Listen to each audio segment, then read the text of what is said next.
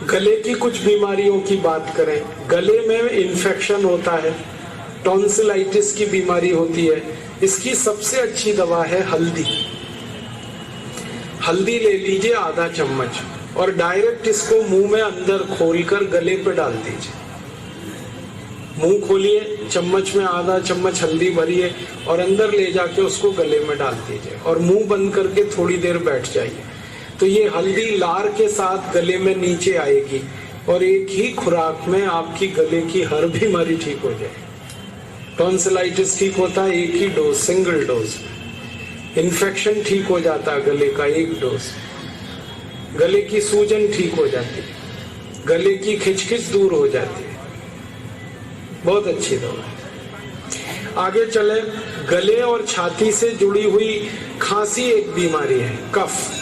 इसकी सबसे अच्छी दवा एक तो हल्दी है, दूध में हल्दी डाल के पीजिए, ये बहुत अच्छी दवा है। दूसरा, हल्दी को शहद मिला के चाटिए, ये खांसी की बहुत अच्छी दवा है।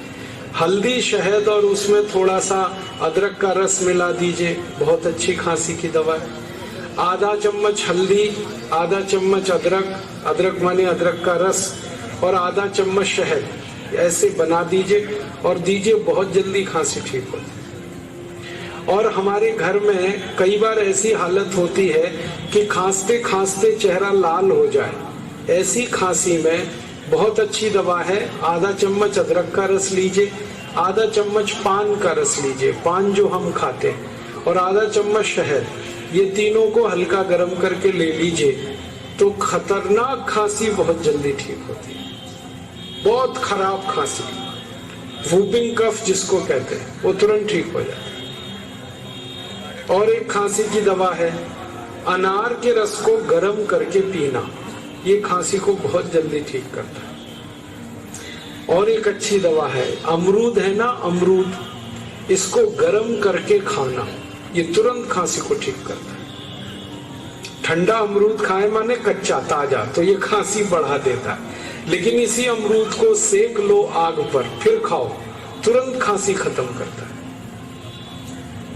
और खांसी की एक दवा है, काली मिर्च, गोल मिर्च, इसको मुंह में डाल लो, चूस लो, खांसी ठीक हो जाती। अदरक का छोटा टुकड़ा मुंह में चूसो, खांसी ठीक हो जाती।